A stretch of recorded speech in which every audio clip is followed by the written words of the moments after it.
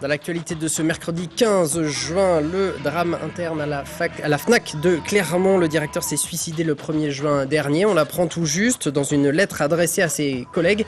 Il met en cause l'entreprise. Témoignage dans un instant.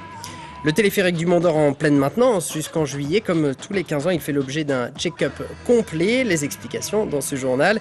Et puis nous évoquerons les grottes de Monton, rénovées il y a 2 ans. Elles ont remporté un prix départemental d'architecture et d'urbanisme par le concours Valeur d'exemple. Aucune information n'avait filtré publiquement depuis 15 jours. Le 1er juin dernier, le directeur de la FNAC Clermont s'est suicidé. En place depuis 2 mois seulement, on l'a retrouvé pendu dans une forêt aux abords de la ville. Les salariés de la FNAC ont été prévenus 2 jours après par une visite de la direction de l'entreprise qui a par la suite mis en place une cellule psychologique. Et coup de tonnerre, hier, nos confrères de Rue 89 ont publié de larges extraits d'une lettre d'adieu adressée par mail à ses proches et à la direction de la FNAC. Un courrier qui met clairement en cause les méthodes de la direction. On écoute le responsable national de la communication de la FNAC, puis l'un des salariés de l'entreprise de Clermont. Dans un premier temps, on a souhaité voir comment les choses s'étaient passées. Je vous le répète, vraiment, rien ne pouvait laisser prévoir cela. Et les équipes qui l'entouraient, tant à Aix, où il était avant d'arriver à Clermont, qu'à Clermont-Ferrand, ont toujours fait part du grand bonheur que Laurent avait d'être auprès de ses équipes et d'être à la tête de ses magasins. Donc ensuite, bien évidemment, il faut revoir s'il y a eu des dysfonctionnements, il faut être beaucoup plus vigilant peut-être dans les risques psychosociaux. On s'interroge, on cherche à comprendre et que dans les éléments que l'on a, on n'a pas beaucoup de pistes pour avoir une interprétation à ce geste. Les salariés étaient déjà atterrés par la nouvelle première donc du suicide de notre directeur. Et puis là, c'est vrai qu'avec les révélations qui sont parues dans Rue 89, c'est un deuxième choc pour l'ensemble des salariés. On sait très bien qu'un suicide, c'est pas toujours une seule cause, mais c'est vrai que là, il y a effectivement une part quand même non négligeable sur le travail, quoi, la vie professionnelle de cette personne. Donc c'est vrai que ça met un très grand malaise parmi les salariés. Les propos recueillis par Ariane Monfray et Chloé Rougier. De moins en moins de boucheries, 2 fois moins qu'il y a 20 ans dans le Puy-de-Dôme. Pour susciter les vocations et promouvoir le métier, la Fédération des bouchers charcutiers traiteurs organise une opération spéciale intitulée 24 heures chez mon artisan boucher. Ça se passera à partir de vendredi et également samedi dans toute la France. 18 bouchers du Puy-de-Dôme participent et se plient à l'exercice avec des démonstrations aux clients. Rencontre de Romain Duché avec un boucher de Pont-du-Château. Michel Roux est artisan boucher et il tient à l'appellation artisan. Installé depuis plus de 30 ans à Pont-du-Château, il a repris l'affaire de son père. Toujours le sourire, prêt à donner des petits conseils culinaires, Michel Roux est passionné par son métier. Je crois que c'est le primordial, c'est le contact clientèle. La chance encore de pouvoir travailler des produits de qualité, parce que c'est vrai qu'on est quand même dans un berceau de production et on n'a pas des kilomètres et des kilomètres à faire pour trouver de la viande de qualité. Et la clientèle ne s'y trompe pas, nombreux sont ceux qui préfèrent acheter leur viande ici plutôt qu'en grande surface. Avoir de la bonne viande dans l'assiette, c'est quelque chose d'important et puis c'est du commerce de proximité, on en a besoin. Je veux dire, à l'époque où on vit, où tout se fait par internet ou sans échange, dans un lieu comme dans une petite boucherie de ville ou de village, c'est un lieu d'échange. Malheureusement, le métier de boucher a beaucoup souffert de la concurrence des supermarchés. Il y a 20 ans, on comptait 300 artisans bouchers dans le Puy-de-Dôme. Aujourd'hui, ils ne sont plus que 150. Mais Michel Roux se veut optimiste. On s'aperçoit depuis 4-5 ans qu'il y a des reprises d'entreprises, donc je crois que ça veut dire quelque chose. Parce que toutes les entreprises qui restent maintenant sur le département du Puy-de-Dôme, qui j'espère dans d'autres départements aussi, ce sont des entreprises saines. L'image du métier est en train d'évoluer, les jeunes commencent à revenir, surtout que, selon Michel, il n'y a pas de chômage dans la boucherie. Voilà, et pour connaître la liste des artisans bouchers participants, rendez-vous sur le site www.boucherie-france.org. Voilà.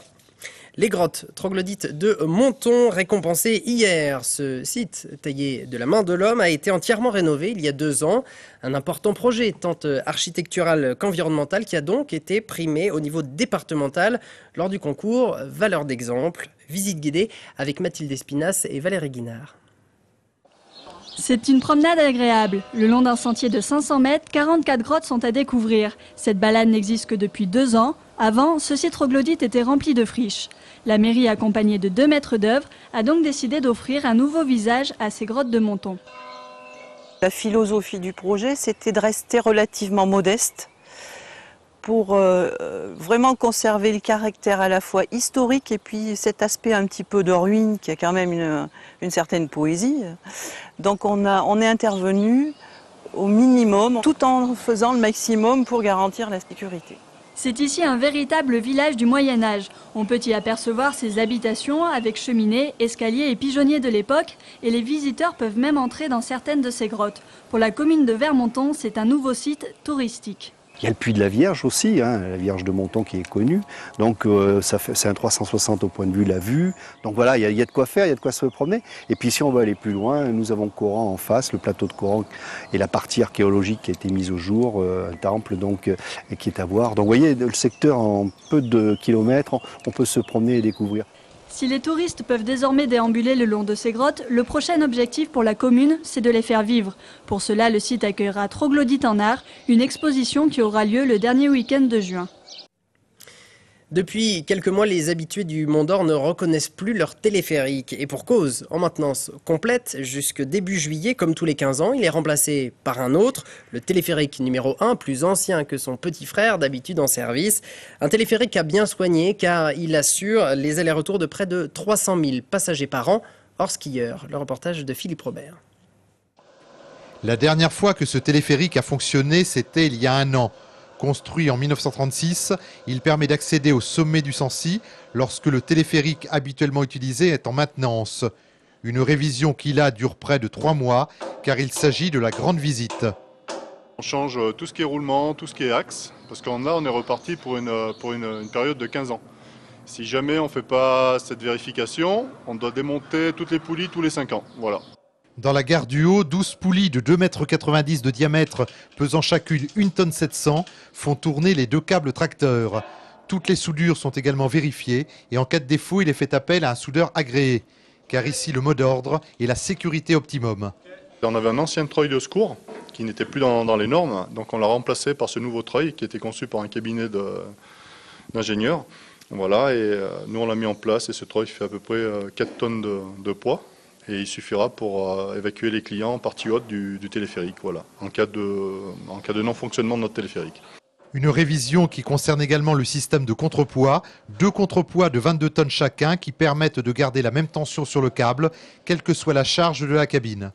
Ça consiste à changer les axes, les roulements, donc vérifier les niveaux des poulies. On a refait toute la peinture, le nettoyage, et voilà, on est reparti pour 15 ans. Le câble porteur sera révisé cet automne, de même que les 5 poulies de la gare du Bas. Le téléphérique numéro 2 devrait être remis en service au mois de novembre.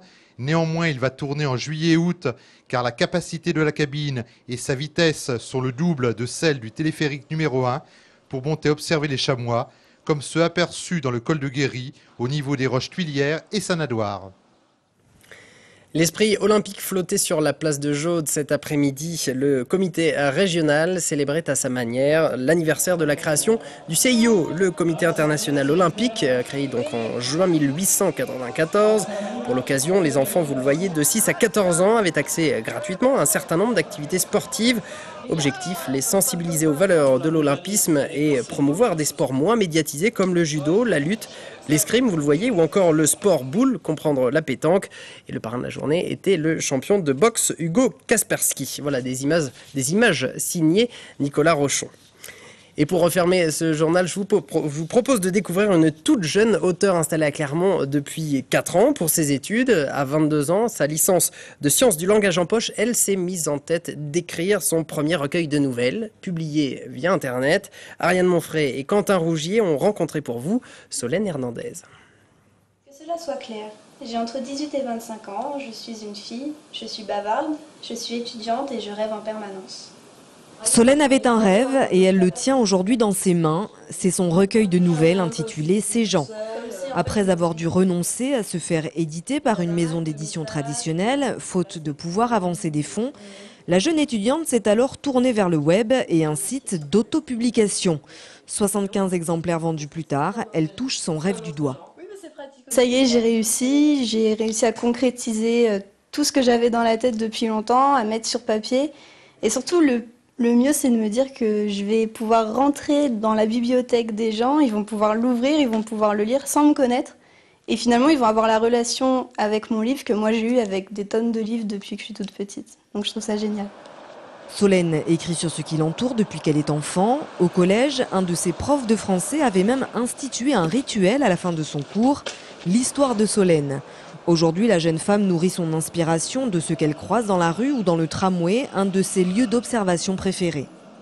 Mon attention se focalise vraiment sur la personne ou sur l'objet que j'observe et tout reste dans ma tête. Si vraiment j'ai peur d'oublier, je note rapidement sur mon téléphone 2 ou 3 mots qui me permettront de me souvenir, mais je préfère pas écrire parce que à partir du moment où on note quelque chose, le souvenir est déjà déformé un petit peu en fait.